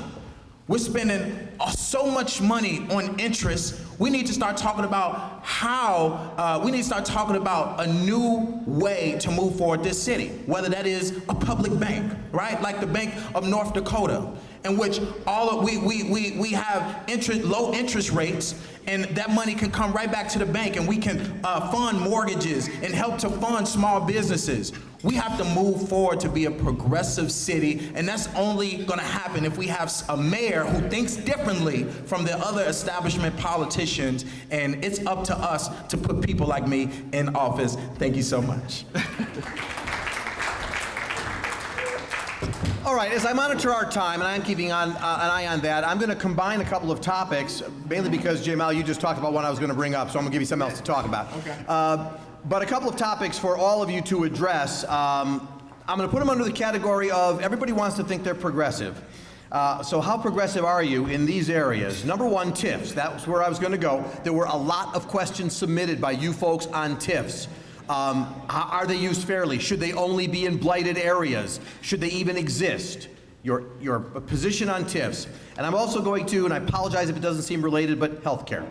The notion of whether or not you believe in single-payer healthcare, I'm bringing that up to be sure we cover it, because I'm starting to see some articles about you guys and different positions you're taking on it, and it's sort of interesting to see how it gets reflected in the world of what might be a progressive mayor or not. So, TIFs, healthcare, in the world of being progressive, will begin with Ms. Lightfoot.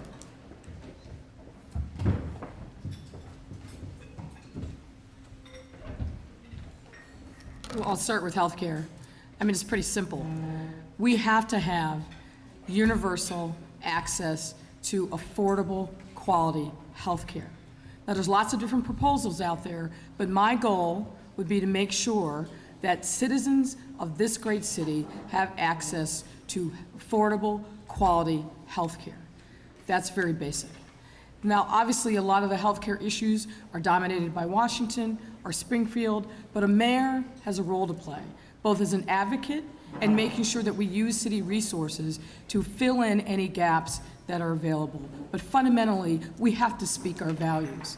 If people don't have access to quality, affordable health care, it has a ripple effect across every other aspect of their lives. So that is fundamental.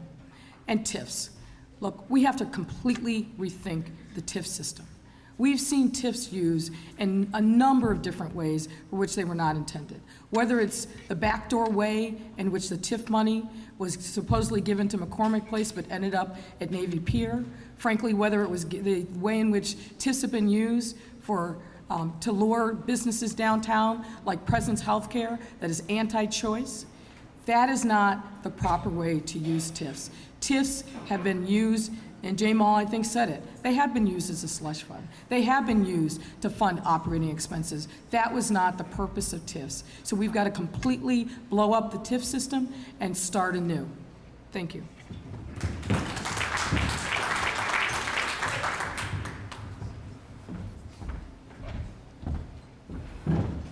So let's start with the ironic part. How progressive is Gary McCarthy? Because I'm the police officer here, right? What I will tell you is these conversations that I've had with you here tonight, I've been talking about for years. This is not something that I just pulled out from up my sleeve because I want to be mayor of the city of Chicago. I'm deeply rooted in what it is that's been happening in this country for years. I'm a history buff. I've studied criminology, and that's how I got to the place where I am, talking about something called collective efficacy. Collective efficacy is something that government can do. We can't provide parents. Government cannot provide parents. Government can set the stage for the community to step up and take control of its own destiny. That's what collective efficacy is. And I think that's the obligation of government. And in my book, that's very progressive, especially from where I come from and my background. So call that what you will. TIF funds, absolutely slush funds. Most of the money involved in TIF is supposed to be going to our schools. And at the end of the day, our schools are suffering because the funds are going anywhere but where they're supposed to be. And I would suggest legislating more how they can be used, but that's a waste of time because if we don't like the way the laws are in the city of Chicago, we get the city council to change them for one day so you could do whatever you want to do. That's what's happened time and again around here. So I say we just eliminate them. As far as health care goes, I think every American citizen has an absolute right to affordable health care. How we get there is the question. Like Lori said, there's a lot of models out there. But I think that the city has an obligation to provide those resources where they're most needed. We need mental health centers. We need to help our homeless. I have to stop. Thank you.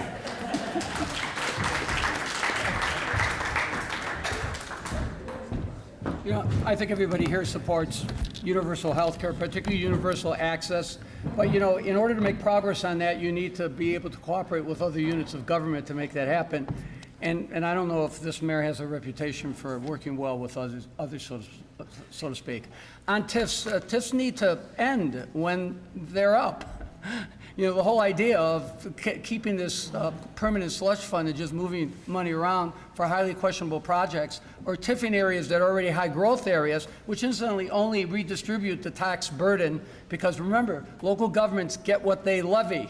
So if they get less money because the TIF is being diverted, TIF proceeds are being diverted to an economic development project in an upscale area, the local governments are still going to get their money, which means we're going to pay the difference. You know, hey, I can identify a lot of areas where there is no growth, where there's really a state of economic depression that could not only warrant a TIF, but warrant taking advantage of the new taking advantage of the new opportunity zone and tax incentives that are out there that are significant, and and perhaps a prioritizing of how the so-called development fee money is being allocated. Have we seen how that development fee money is? Are you talking about lack of accountability? Did you know that the development fee money and the development fees were not even levied until 2016? Talking about an election to bring people around to doing what they should have done 6, 7 years ago. But did you know that the American City Hall can spend up to $250,000 and give you a grant for $250,000 with no approval, with no oversight? So how are we spending those monies? So I think we have the resources that we need to bring about real transformation if we're setting the right priorities. But unfortunately, the areas of the city are being neglected. You saw the story in the paper today. What are they moving to the south side? Polluted plants, polluted dumping grounds? What's happening on the north side? Parks, etc. I mean, where do the priorities lie? Wintrust Arena gets $175 million, including $100 million TIF money. What does the Pullman-Roseland area get? 50%, 60% of the men who are walking the streets are chronically unemployed, a large number of them in some phase of the criminal justice system. Where is the adult ed and occupational training programs for those? So obviously those are going to be priorities in my administration. Thank you.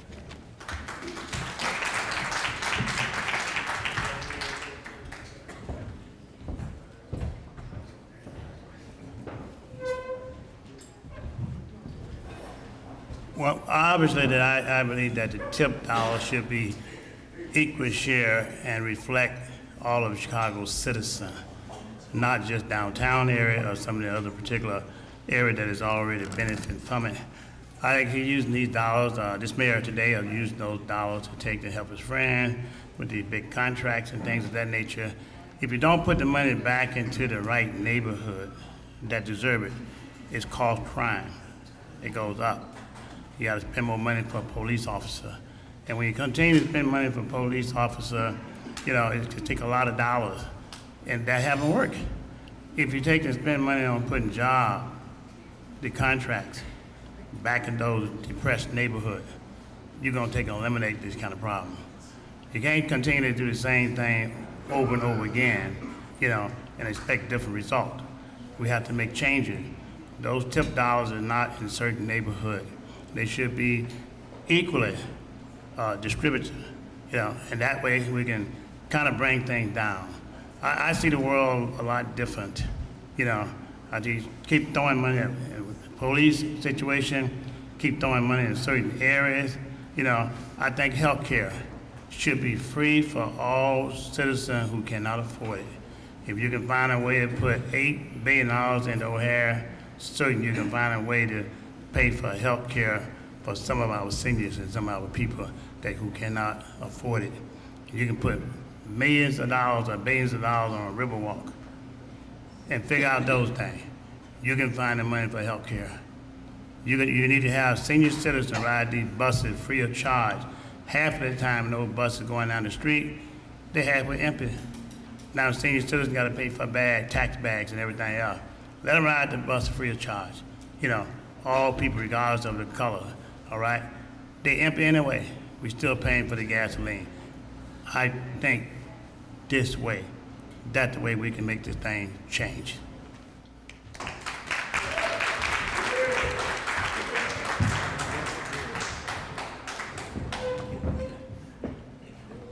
Of course, I believe in a single-payer healthcare system and making sure that we have healthcare for all of our citizens.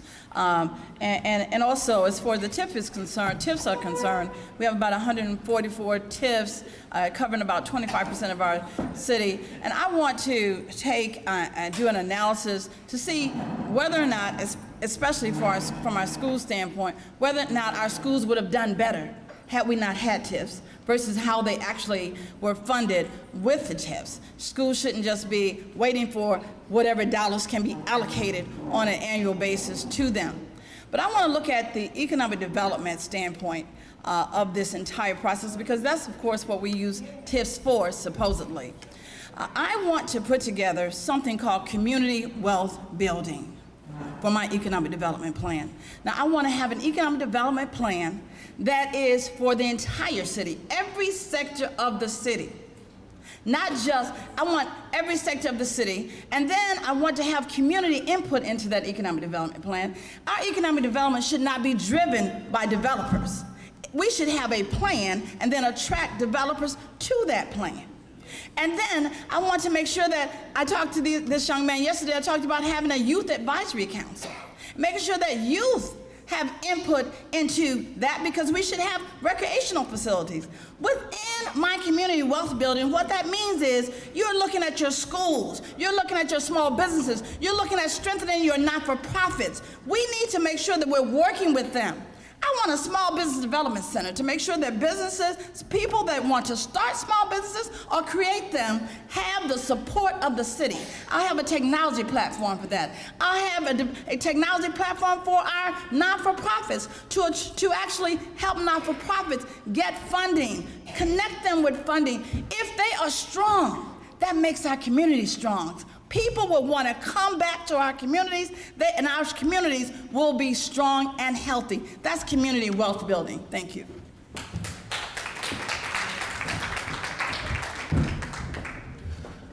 So the question that was posed was, how progressive are you? Well, to answer that question, I'm the most progressive candidate in this race. It's not funny, it's for real, because I'm the only one who have been fighting for all these progressive issues that you're talking about for several years now. I was next to Bernie Sanders, introducing him at every rally around the country, talking about Medicare for all and making that a right, talking about $15 minimum wage, talking about free college education, which is why our platform includes students coming out of high school will be able to go to community college, trade school, and entrepreneurial boot camp at the expense of the city, and all they have to do is community service. So when you talk about progressive, I am. I think differently. I've been aligned with progressive organizations and people for several years. TIP funds, I talked about it. We have to figure out either if we're gonna de-TIP or re-TIP or flush it out completely.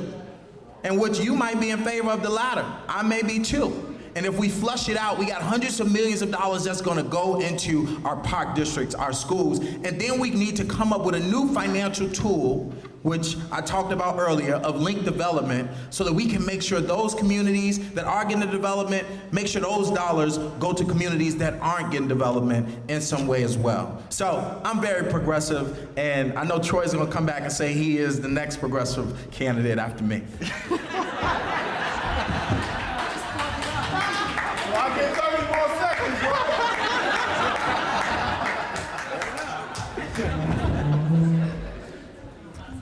When Bernie Sanders came to Illinois, he chose somebody to film 2 commercials for him, and his name was not J. Mal Green. I was on the campaign trail. We go back and forth about this quite a bit. In all seriousness, in terms of healthcare, you know, when I hear terms like access and affordable, my ears go up. I don't want folk to have just access. I want them to have it, right? When I hear terms like affordable, that assumes you have to buy it. I don't want you to have to buy it. I want you to just have it. I want healthcare to be like air. You know, you're born and you breathe. And you keep breathing until the day you leave this earth. I want healthcare to be like that. You're born and you have healthcare. And you keep that healthcare until the day you leave this earth. Let's make it clear. When it comes to tips, my principle is equity. And equity doesn't mean equality. It means you invest the most in areas that need the most. And I have a clear track record of doing that. Right? And that takes political courage, because when you talk about investing TIFs equitably, it's not just the mayor's slush fund, it's the slush fund of his campaign donors. These powerful interests are going to come after you. And you have to have some political courage. Did you all notice in that last question, when they asked about revenue, did you count how many people actually answered the new revenue part? That's political courage, right? And so, think about that when you hear folks' answers about the TIF. You need someone who's actually going to follow through and exercise the political courage it takes to reallocate those dollars to the communities that actually need them and stop feeding them to the real estate developer campaign contributors of whomever the next mayor is, if we end up being unfortunate enough to have elected someone taking money from those campaign contributors. You have another option. That option is standing in front of you, and I hope I get your support. Thank you.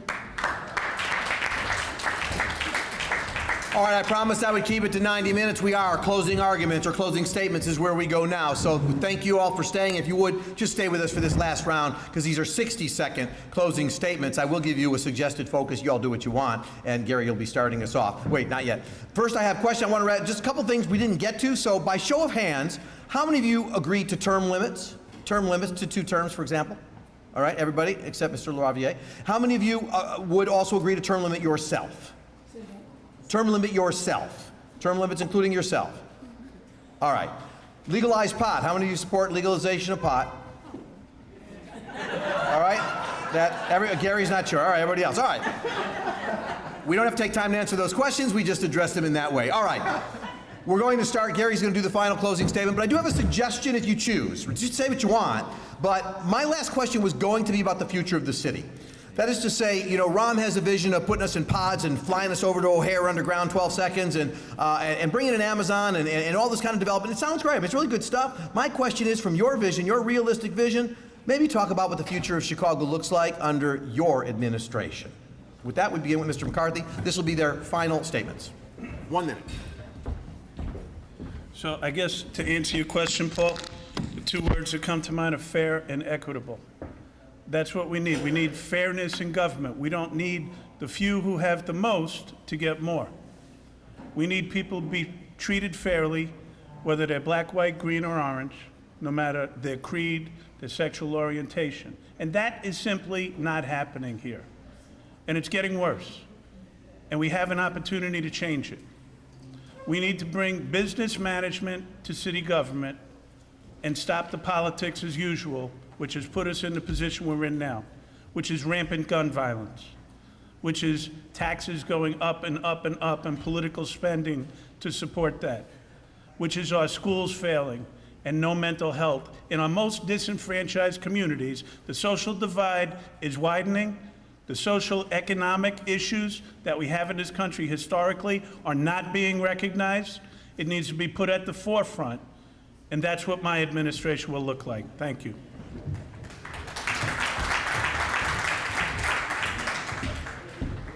You know, at the end of the day, everything begins and ends with the budget because budgets need to be investment tools. Budgets are how you articulate your vision for the city. And I believe that we need to design a long-term financial plan that will do the following things, that will make sure every community has the public safety resources that they need to ensure that they have the resources available to reduce crime and to ensure accountability. My goal is to make sure that all schools are magnet-type schools, that all schools are quality schools, so no one is going to be geographically limited in terms of the quality school that they're going to have access to. And in those schools, the children are provided with all the services that they need, prenatal through graduation, the healthcare services, the early literacy, the early numeracy services, and those schools become centers, social service centers for the community. In my vision, we're investing in infrastructure in all the communities. And we're investing in the type of infrastructure that leads to healthier communities, getting lead out of our water, for example, getting lead out of our homes. And in my Chicago, in my budget, in my long-term financial plan, we've got the type of economic development strategies that are prioritizing those areas that have long been underserved, and that are investing the resources that are there and are available to bring about a transformation in those areas. That's what I view my strategy as being. That's what I will do as mayor of the city of Chicago. Thank you.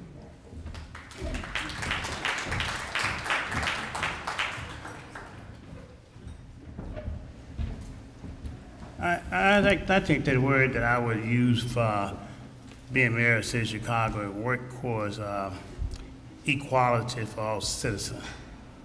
I think that would be the first thing, equality towards all citizens of Chicago. And that way we can come together, we don't have to be so much separated from one another.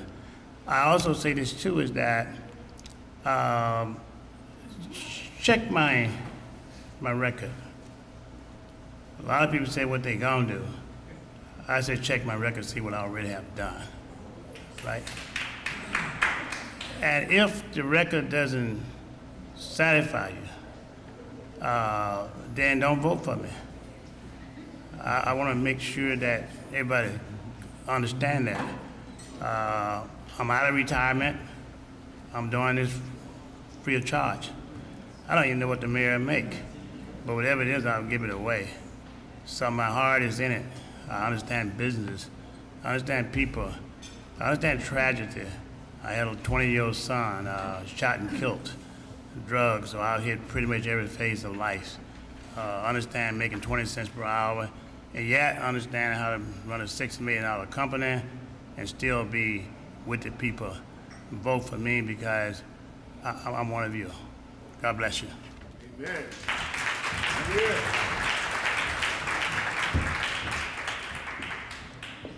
You know, I have been going on a listening tour throughout the city of Chicago.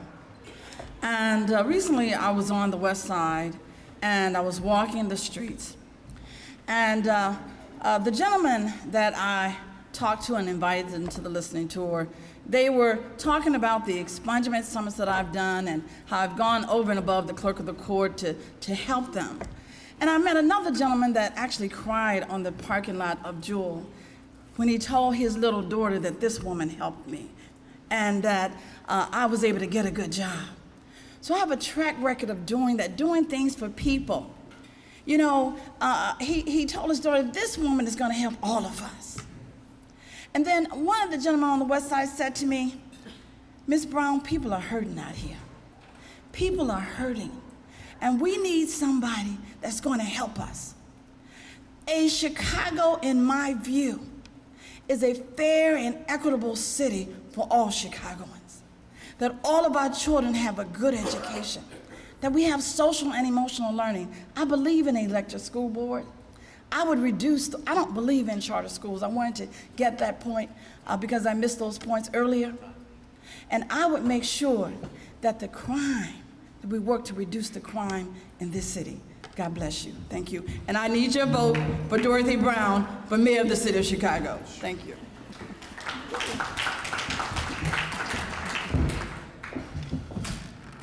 So what does the Chicago look like with J. Maul Green as the mayor? Well, I'll tell you what, it's a mayor that's not just progressive when it's political season. It's a mayor that ensures that every kid, no matter what community they live in, have access to a great school with the proper resources, wellness center in their communities to deal with mental health problems, making sure that we have rent control so that people aren't being pushed out of their homes. We have to create inclusive communities, end government corruption, and reimagine Chicago's future. If you want someone who thinks differently, who understands that everyone should have access to go to college, even if they don't have the money to do so and shouldn't be $100,000 in debt. If you want a mayor to fight for a sanctuary city and not just say it for when it's political season and actually be there for our undocumented citizens, this is the type of campaign that we're running and we want you to be a part of, but it is up to us to do it. It's up to us. That's only if you want a mayor to make Chicago the progressive model that all cities around the country can look to. And I look for your vote at greenforchicago.com for the rest of our platform. Thank you so much, IVI-IPO, for having this. Thank you.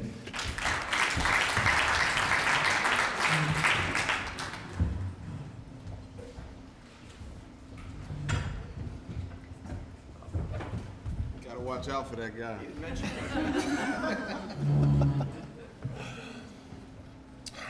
The future of Chicago is one where a city and its government does what it's supposed to do because it is corruption-free. Corruption is caused by having public officials who will sacrifice the public good for private gain.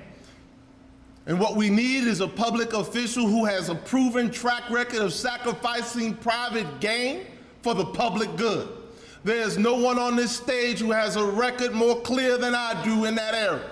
While I was underneath Rahm Emanuel as a principal, I exposed Barbara Byrd Bennett. People don't know that I was the first principal to speak about that corrupt contract. I exposed, look at 2014, at the Tribune and Sun-Times, you'll see my name exposing the Aramark filthy school scandal 4 years ago, exposing charter school corruption and the changing of charter school test scores, exposing the special ed violations. And just recently, I exposed the fact that they're changing Freedom of Information Act documents before they release them. Over the last 5 years, I've been a one-man Better Government Association. Imagine what we can do. Imagine the corruption we can get rid of together with me as your mayor. Imagine that. Don't just imagine it. Join me, join my campaign, go to TroyForChicago.com, sign up, and let's make it happen. Thank you.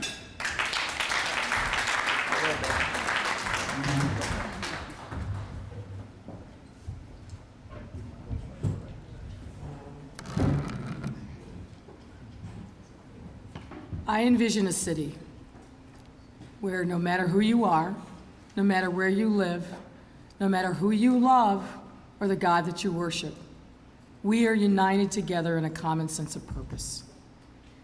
I believe in equity inclusion as our North Stars in governing.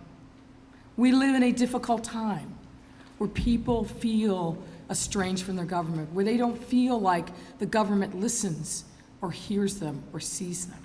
And worse, that in some instances the government takes, and in instances kills them.